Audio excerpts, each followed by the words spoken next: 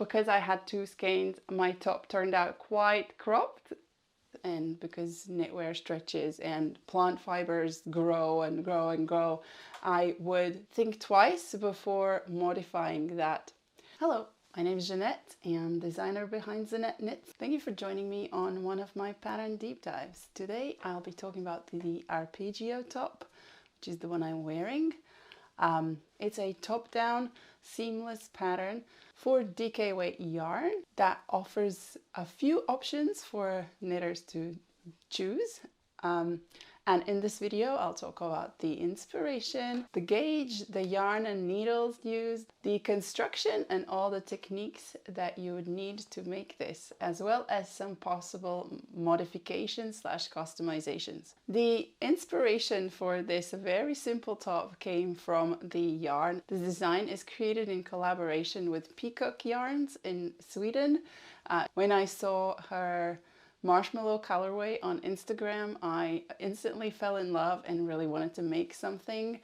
She had already reached out to me previously and offered to support me with her beautiful yarns, and then seeing this colorway was what sparked the project. She creates really beautiful colorways on mostly plant-based fibers.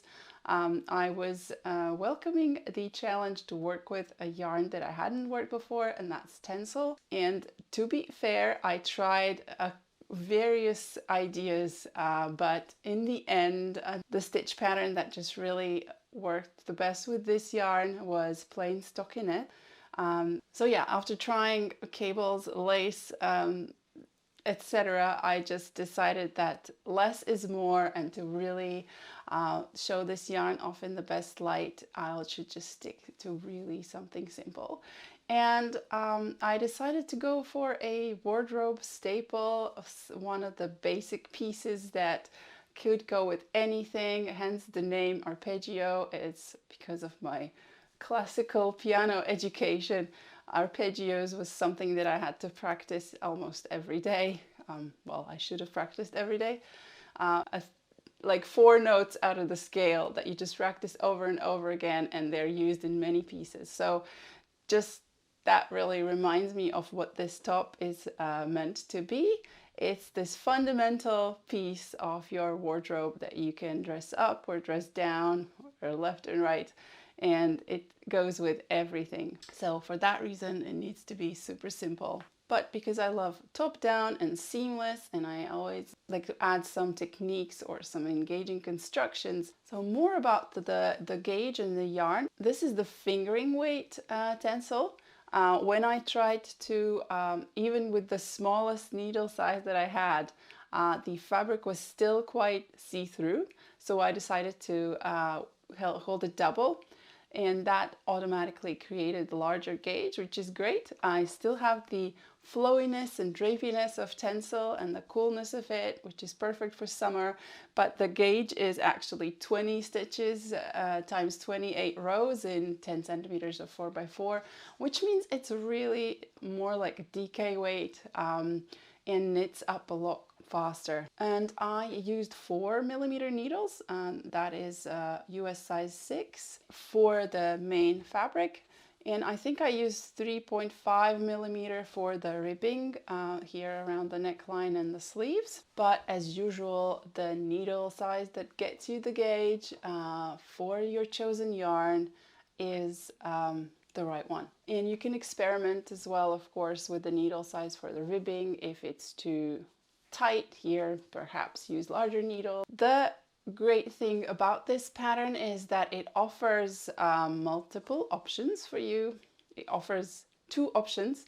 One is to make a tank top, a sleeveless tank top, and another one is with a set-in sleeve with a short row shaped cap. And you don't need to choose whether you want it sleeveless or with sleeves at the start, because you can add the sleeves after you finished it. Let's say you decide to go for a sleeved version and you try it on without the sleeves and you just love how it looks, just make another one and add the sleeves to that one. That's what I did. I love this so much that I made another one. So the construction, we start flat by casting on the back stitches just for the neckline, and then we increase using lifted increases to the full width of the back. Then we continue straight until the armhole shaping with the same lifted increases, until finally we put stitches on hold once we reach the underarm, and we begin working on, which one do we do first? The left front. We pick up stitches along the shoulder seam there, work all the way down again to, oh no, we do some slight shaping here to bring the shoulder, to narrow the shoulder at the top so that there's not too much fabric hanging over here. And then we work straight down to where the neckline joins. And then we work the other shoulder the same way by picking up stitches and decreasing a little bit to shape the armhole at the top and meet the length of the other shoulder. Then we join these two parts with a backward loop cast on, and we continue straight until we need to mimic the increases for armholes as we did for the back. Because this is a tank top as well as a sleeved top, I have worked in something to help, if you do the tank top version, something to help your edges from rolling.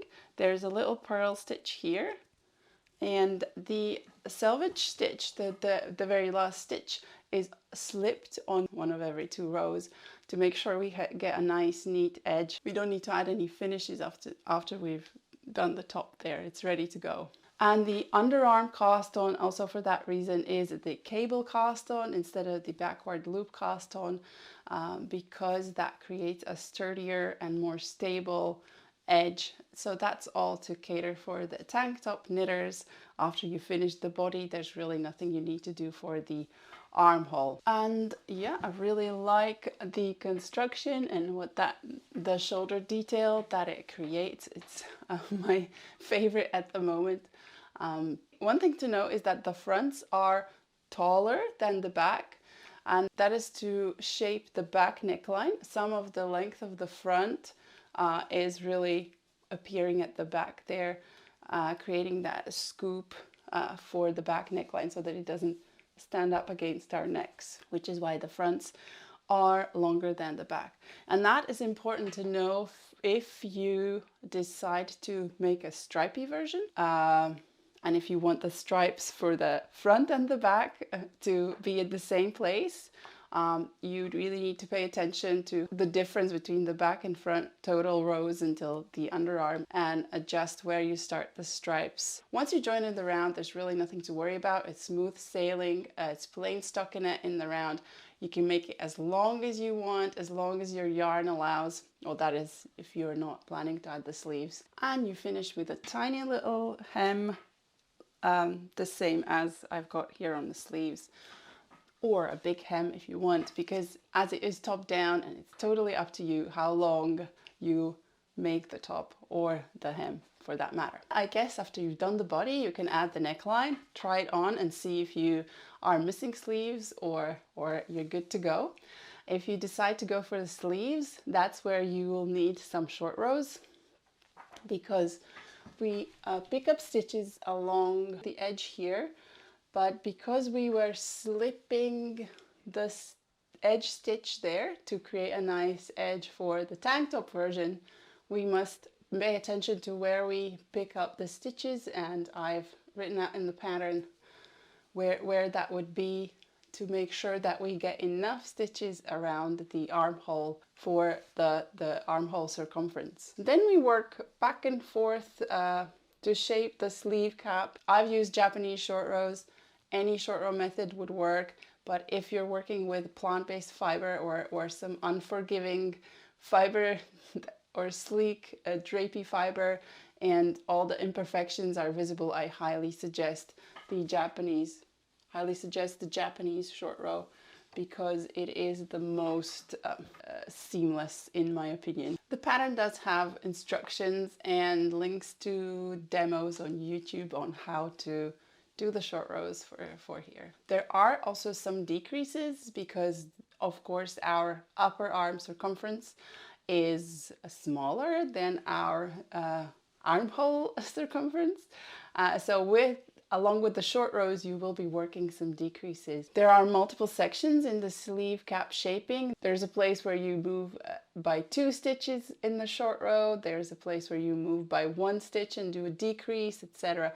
And because of this strict calculations that have been done for each size, if you're planning on adding the sleeves, then adding length to this part involves quite a bit of maths afterwards with the sleeve shaping. So if you wanted to make this this part longer for yourself to make it more comfortable, I've made it quite fitted and quite tight, to be fair. It comes in 9 sizes and is it intended to wear with a 0 to 10 centimeters or 0 to 4 inches positive ease. The smallest finished chest circumference is 82 centimeters, and that is 32 3/4 inches. And the largest size has it at 162 centimeters, and that is 64 3/4 inches. When choosing the size, I would also pay attention to the upper arm circumference if you're planning on doing the sleeves. And I would go more by that, because it is quite fitted. If you need to go negative ease to make your sleeves fit nicely, that is acceptable too. When most of the test knitters saw the measurement table and saw how short this section is, they were worried, and almost everybody brought up some concerns that it feels too tight for them, because I wanted the tank to be quite cut out, not straight here, so it has a more cut-outy shape. For that reason, there's more than typical amount of stitches cast on underarm, and to ensure that the armhole doesn't stretch and we don't see the bra straps, for that reason this part is quite short. And because knitwear stretches and plant fibers grow and grow and grow, I would think twice before modifying that. As you can see in my sample, as soon as I'm done with the sleeve cap, I've pretty much started working the ribbing for the sleeve, making it a very, very tiny short sleeve. But it's top down. You can go as long as you want. You can make 3/4 sleeves or even long sleeves. Mind you that the pattern does not have any decreases to narrow down the sleeve or to cater for wrist circumference. So if you did want to go with the long sleeve version, you would have to make those modifications yourself. And to talk about the modifications, I thought it's only fitting that I wear the other one that I made. That's the sleeveless one. I did go slightly off gauge here because I was using different yarn. It's a fingering weight raw silk from Felice Punto, who gifted me this yarn last year, and I've been waiting for the perfect project for it. Because I had 2 skeins, my top turned out quite cropped, but that's okay. I think I can pull it off and I'm very happy with it. I did add a high neck because why not? That's one of the customizations that you can do. I suppose some of that yarn could have gone towards the body, but I wanted a turtleneck tank top version in my wardrobe. I haven't even weaved all the ends in, so sorry that they're poking out here. Yeah, as you can see, this is just another way to use the same pattern to create a completely different top. So it's very versatile. Some other possible customizations are that you can make it in multiple colors and stripes. You can experiment with the ribbing. I used 1x1 classic rib. You could do twisted, you could do 2x2.